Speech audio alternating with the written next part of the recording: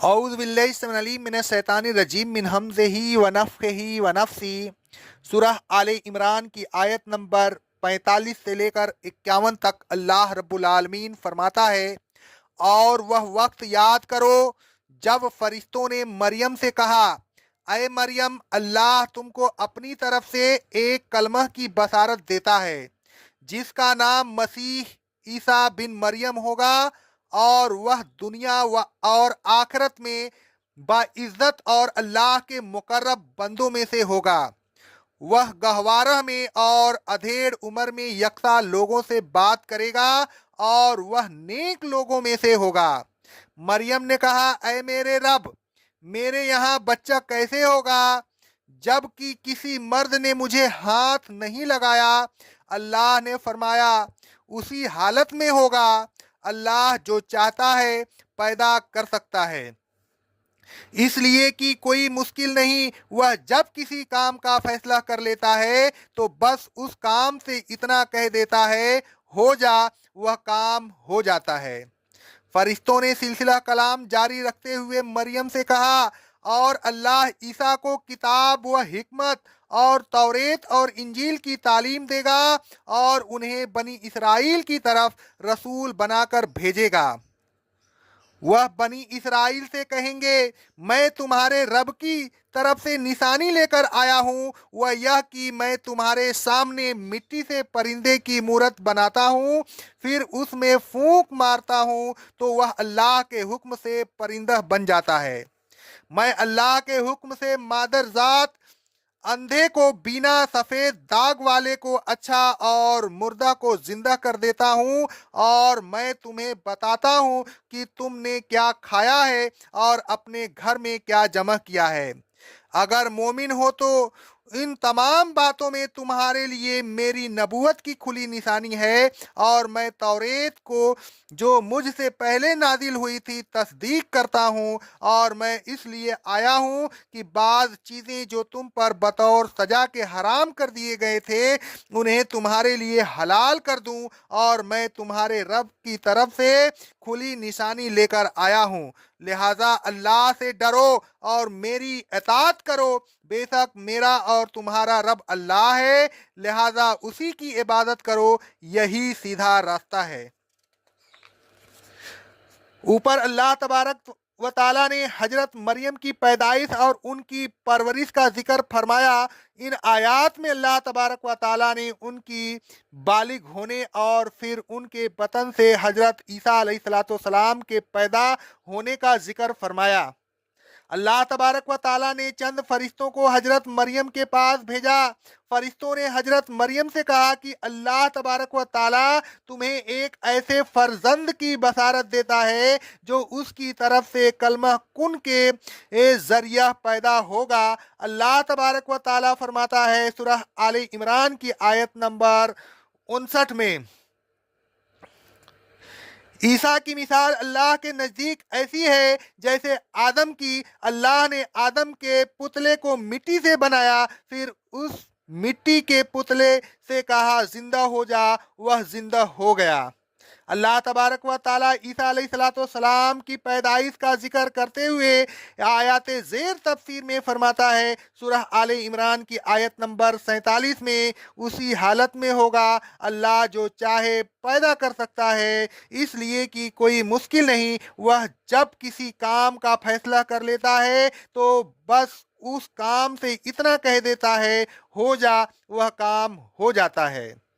ان آیات سے ظاہر ہوتا ہے کہ عیسیٰ علیہ السلام کی پیدائش فطری قوانین کے مطابق نہیں ہوئی، بلکہ ان کی پیدائش کا اتباعی دور کلمہ کن سے وجود میں آیا۔ حضرت مریم عام فطری قانون کے تحت حاملہ نہیں ہوئی، بلکہ کلمہ کن سے حاملہ ہوئی۔ اللہ تبارک و تعالیٰ فرماتا ہے سورہ نساء کی آیت نمبر 171 میں، عیسیٰ ابن مریم الہ نہیں ہے، وہ تو بس اللہ کے رسول ہیں اور اس کا کلمہ ہے جو اس نے مریم کی طرف القا کر دیا تھا، اور وہ اللہ کی طرف سے ایک روح ہیں۔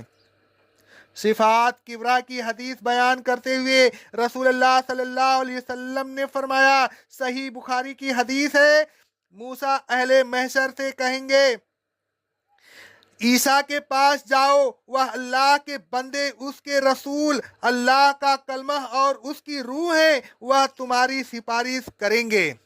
फिर फरिश्तों ने कहा, ऐ मरियम, असमहुल मसीह ईसा इब्न मरियम, उस फर्जंद का नाम मसीह इब्न मरियम होगा। उन कलमात से साबित हुआ कि ईसा अलैहिस्सलाम का नाम भी अल्लाह तबारक व ताला ने ही रखा था और उनकी पैदाइश से पहले हजरत मरियम को बता दिया था।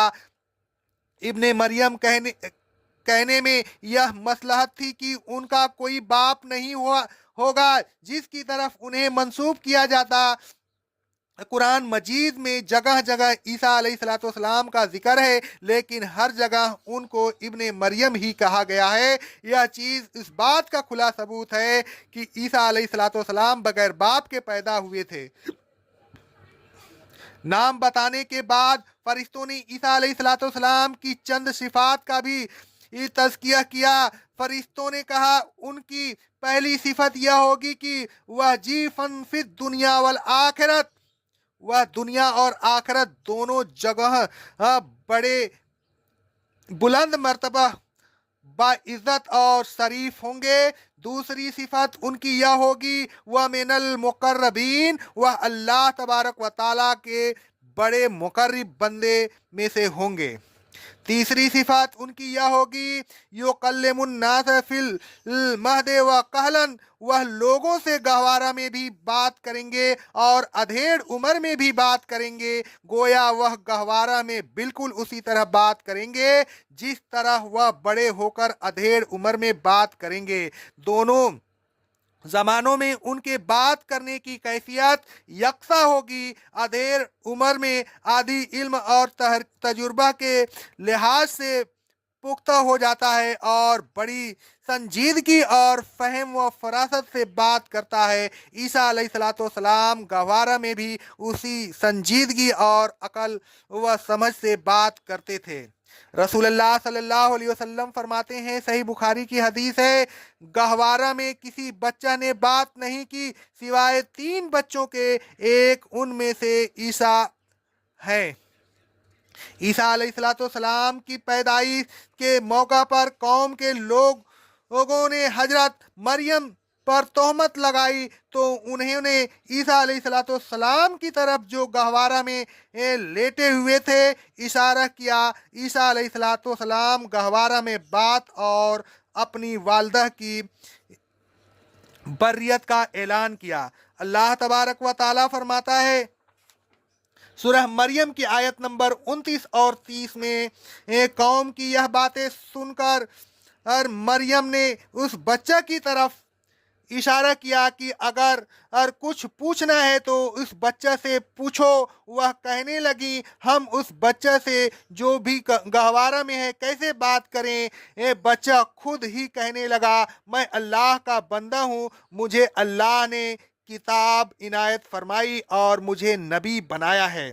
फरिश्तों ने ईसा अलैहिस्सलाम की चौथी सिफत यह बताई कि मिनस सालिहीन, वह सालिहीन में से होंगे। फरिश्ते ईसा अलैहिस्सलाम की सिफात आलिया बयान कर रहे थे कि दरमियान में हजरत मरियम ने अल्लाह तबारक व ताला को खिताब करते हुए अर्ज किया, रब इन्नी यकूनु ली वलदुन लम यत हम ससनी बशरुन, ऐ मेरे रब, मेरे यहाँ लड़का कैसे पैदा होगा हालांकि किसी मर्द ने मुझे हाथ नहीं लगाया। हजरत मरियम ने उस मुतजबाना सवाल का जिक्र करते हुए दूसरी जगह अल्लाह तबारक व ताला फरमाता है सूरह मरियम की आयत नंबर 20 में, मरियम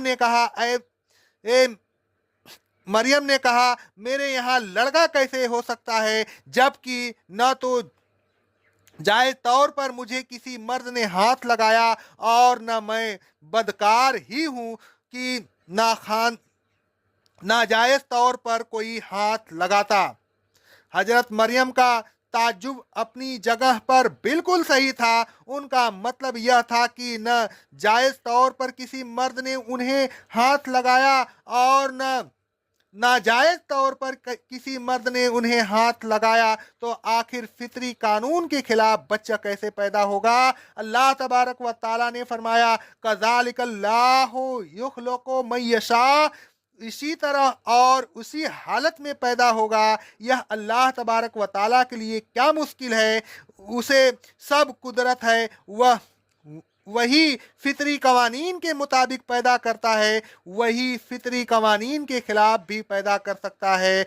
इज़ा कज़ा अमरन फ़इन्नमा यक़ूलु लहू कुन फ़यकून, इसकी कुदरत की तो यह कैफियत है कि वह जब किसी काम के करने का फैसला कर लेता है तो बस उसके लिए इतना कहना काफ़ी होता है, कुन हो जा फ़यकून, वह हो वजूद में आता है। बस इसी तरह अल्लाह तबारक व ताला ईसा अलैहिस्सलाम को कलमा कुन से पैदा करेगा और वह पैदा हो जाएंगे। इस सवाल व जवाब के बाद फरिश्तों ने ईसा अलैहिस्सलाम के मुतालिक सिलसिला तौसीफ जारी रखते हुए कहा वयुअल्लिमुहुल किताब वल हिकमत वत तौरात वल इंजील। पांचवें सिफत उनकी यह होगी कि अल्लाह तबारक व ताला उनको किताब और हिकमत, तौरेत और इंजील की तालीम देगा। किताब और हिकमत की तशरीह पहले गुजर चुकी है। सूरह बकरा की आयत नंबर 151 की तफसीर में बयान किया जा चुका है। तौरेत वह किताब है जो अल्लाह तबारक व ताला ने मूसा अलैहिस्सलाम पर नाजिल फरमाई थी। सिफात किबरा की हदीस बयान करते हुए रसूलुल्लाह सल्लल्लाहु अलैहि वसल्लम फरमाते हैं, सही बुखारी की हदीस है, इब्राहीम अलैहिस्सलाम अहले महशर से कहेंगे मैं सिफात का अहल नहीं हूँ, तुम मूसा के पास जाओ, वह ऐसे बंदे हैं कि अल्लाह ने उनसे बात की और उन को तौरेत अता फरमाई। इस हदीस में सराहत के साथ इस बात का बयान है कि जो किताब मूसा अलैहिस्सलाम को दी गई थी उसका नाम तौरेत है। इंजील की तालीम देने से यह मुराद है कि अल्लाह तबारक व ताला ईसा अलैहिस्सलाम पर इंजील नाजिल फरमाएगा और फिर उनकी तालीम भी उन्हें देगा। तौरेत के ईसा अलैहिस्सलाम से पहले नाजिल होने और इंजील के ईसा अलैहिस्सलाम पर नाजिल होने का जिक्र करते हुए अल्लाह तबारक व ताला फरमाता है सूरह अल माइदा की आयत नंबर 46 में, फिर हमने उन नबियों के बाद उन्होंने के नकुसे कदम हम पर ईसा को भेजा जो अपने से पहले आने वाली किताब तौरेत की तस्दीक करते थे।